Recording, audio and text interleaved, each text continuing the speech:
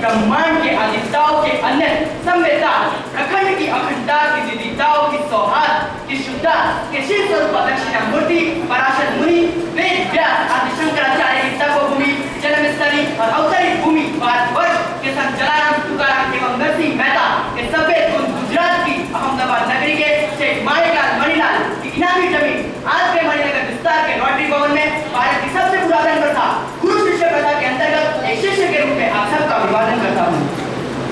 पहले तो हम गुरु और शिष्य के शाब्दिक अर्थ को समझे। गुरु का शाब्दिक अर्थ लगाने जाए तो गुरु यानी अंधकार और रूप यानी निरोधक, इसलिए तो हमारे जीवन में से अंधकार को हटाकर ज्ञान का प्रकाश कराता है, यही गुरु कहते हैं। और जो श्रद्धा और समर्पण के और श्रद्धा और अनुशासन के साथ संपूर्ण रूप से अपने गुरु को समर्पित हो जाता है, यही शिष्य कहते हैं। आपके मन में यह विचार जरूर आया होगा कि आखिर हम गुरु किसे समझे। बचपन में माता पिता और विद्यार्थी जीवन में शिक्षक तो हमारे गुरु होते ही है, लेकिन मनुष्य तो आजीवन विद्यार्थी रहता है और इसलिए उसे आजीवन गुरु की तलाश रहती है। कई बार आप अपने जीवन में दुख रूपी गड्ढे में गिर जाते हैं, तब आपके पास कई सलाहकार आएंगे और आपको उस दुख रूपी गड्ढे में से बाहर निकलने के लिए तरह तरह के उपाय सुझाएंगे।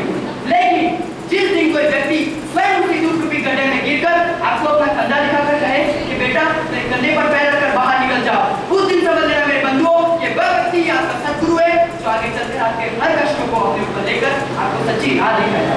शिष्य को हमेशा ध्यान रखना चाहिए कि वो जीवन में गुरु से चाहे कितने भी प्रश्न कर ले, लेकिन गुरु पे कभी प्रश्न न करे। अरे मैं तो कहता हूँ कि हमें गुरु से भी प्रश्न नहीं करने चाहिए। सही शिष्य वही होता है जो गुरु द्वारा दी गई शिक्षा को अपने जीवन में हर सवाल के जवाब के रूप में लेके, न कि उनके द्वारा दिए गए उपदेशों पर सवाल खड़े करे। जिसका श्रेष्ठ उदाहरण आज हमारे सामने अर्जुन और हनुमान के रूप में है। दोनों ही भगवान नारायण के अवतार श्री राम और श्री कृष्ण को अपना पथदर्शक गुरु मानते थे, लेकिन अर्जुन के हर उद्देश्य श्री कृष्ण के हर उद्देश्य पे अर्जुन ने अपने सवाल खड़े किए, जबकि हनुमान ने तो स्वयं श्री राम को ही अपने हर सवाल का जवाब मान लिया था। इसलिए नरश्रेष्ठ अर्जुन नहीं पर मानश्रेष्ठ हनुमान को पूछा जाता है। सही शिष्य कभी भी अपने गुरु को किसी एक नजर के संबंध से देख ही नहीं सकता। शिष्य का जीवन अगर जो एक बगिया है तो गुरु ही उसका मालिक है। शिष्य का जीवन अगर जो एक पथ है तो गुरु ही उसका पथदर्शक है। शिष्य का जीवन अगर जो एक संघर्ष है तो गुरु ही उसका समाधान है। इस तरह शिष्य और गुरु के रिश्ते की गहराई के सामने समुद्र की गहराई भी कुछ नहीं है। संसार के भौतिक रिश्ते तन मन या धन तक ही सीमित रहते हैं, लेकिन शिष्य और गुरु के रिश्ते गहराई के रिश्ते की तो सीधा आत्मा से जुड़ा हुआ होता है। शिष्य के गुरु के प्रति सच्ची श्रद्धा और समर्पण ही गुरु और शिष्य के रिश्ते को शुद्ध व पावन